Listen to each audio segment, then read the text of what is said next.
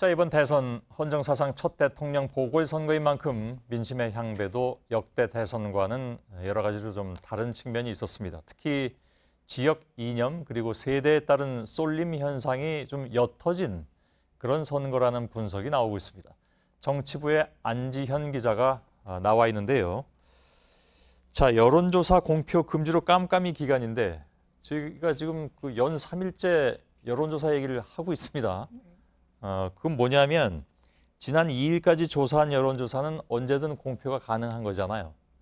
2일 이후에 조사한 건 안 되는 거지만 네, 맞습니다. 그러다 보니까 2일까지 조사한 여론조사가 오늘도 발표된 사례가 있더군요. 네, 어제 저녁과 오늘 조간에 발표된 여론조사 결과인데요. 예. 이 세 개의 여론조사를 가져와 봤습니다. 여론조사 기간별로 차이는 크지 않았는데요. 문재인 후보 2위권 후보의 2배 이상의 지지율을 유지하면서 독주 체제를 이어가고 있고요.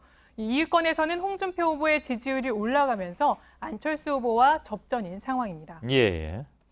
이른바 이제 1강 2중 구도 이렇게 얘기들을 하는데 막판까지 뭐 표심 움직임은 더 지켜봐야 할 것 같긴 합니다만은 이번 대선에는 이제 아까 말씀드린 대로 지역별, 뭐 이념별 혹은 세대별 이런 쪽으로 이제 그 쏠림 현상은 좀 약해지지 않았냐 이런 분석들이 많이 나오죠. 네, 이를 보기 위해서 5년 전에 이 대선을 일주일 앞둔 시점에 여론조사 결과를 가지고 나왔는데요. 예. 이 당시 여론조사 결과를 보시면 보수층에서는 77%가 박근혜 후보를 지지했고 진보층에서는 71%가 문재인 후보를 지지했습니다. 예, 당시에는 뭐 다 아는 것처럼 두 사람이 이른바 이제 진보 보수 양진영을 대표해서 싸웠던 그런 상황이기도 했으니까 뭐 이런 건 어찌 보면 당연한 현상이었죠. 네, 그런데 꼭 양자구도 때문에 그랬다고 보기는 어려운 부분이 있는 게 당시에 보수 후보였던 이명박 후보에게는 보수층에서 과반 이상이 지지를 했고 또 호남 지역에서는 정동영 후보에게 쏠림 현상이 있기 때문에 꼭 양자구도 때문에 영향을 볼 수는 없을 것 같습니다. 그런데 이번 대선에 보시면 확연히 차이를 볼 수 있는데요.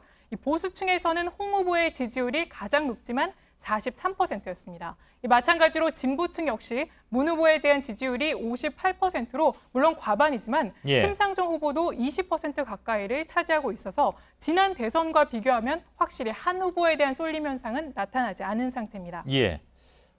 우리 시청자 여러분께서 혹시 조금 헷갈리셨을 수 있을 것 같아서 다시 설명드리자면 아까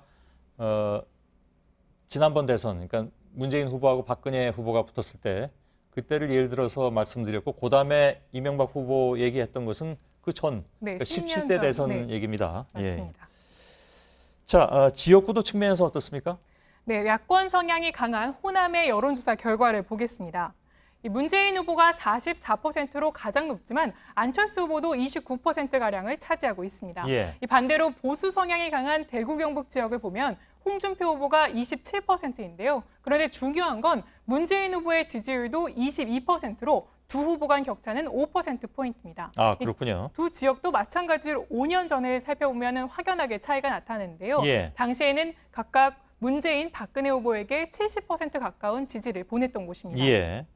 자, 그렇다면 이렇게 이제 예를 들면 뭐 보수 진보, 뭐 이념적인 문제라든가 아니면 지역적 구도 그게 좀 약해진 그런 이유는 뭐라고 봐야 되겠습니까? 일단 가장 큰 건 탄핵 여파로 이 조기 대선 여파로 이 보수 정당 자체가 힘을 잃은 데다가 이 오자 구도가 끝까지 이어지면서 이 선택지가 많아진 영향으로 풀이됩니다. 이는 세대별 투표를 통해서도 잘 알 수 있는데요. 이 진보 성향이 강한 20, 30, 40대를 보면 문 후보의 지지율이 가장 높은 게 51% 수준입니다.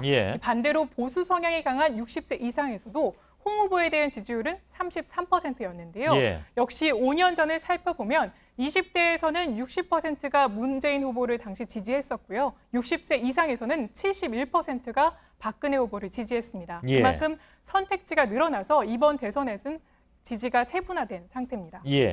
선택지도 선택지지만 이번 대선은 이제 지난 대선과는 달리 지지 후보를 선택하는 기준이 좀 달라진 측면도 있지 않느냐 하는 얘기들도 나오더군요. 네, 맞습니다. 이 TV토론 영향이 또 지난 대선에 비해서 컸던 것으로 나왔는데요. 오늘 선관위가 발표한 여론조사 결과에도 이 같은 내용이 나옵니다. 이 지지 후보를 선택할 경우에 최대 고려한 사항이 무엇이냐를 물어봤는데요. 보시는 것처럼 인물과 능력을 42.3%가 고려했다고 말했습니다. 지난 대선 때를 고려하면은 지난 대선 때에서는 26.4%에 불과했으니까 20%포인트 가까이가 상승한 겁니다. 예. 결국 유권자들이 지역이나 이념 구도에 따라 투표하지 않고 인물이나 능력에 따라 지지 후보를 결정한 만큼 그만큼 유권자들이 깐깐해졌다 이런 예. 분석이 나왔습니다. 자, 그 유권자들이 나름 가지고 있는 기준에 따라서 누구를 선택하는지는 뭐 그건 유권자들의 자유이고 우리가 그걸 다 지금 얘기할 수는 없는 것이지만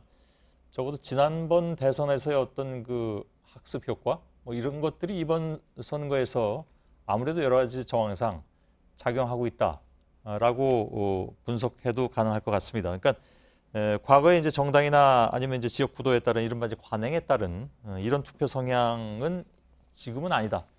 이렇게 얘기할 수 있다는 얘기가 되겠죠. 알겠습니다. 안지영 기자였습니다.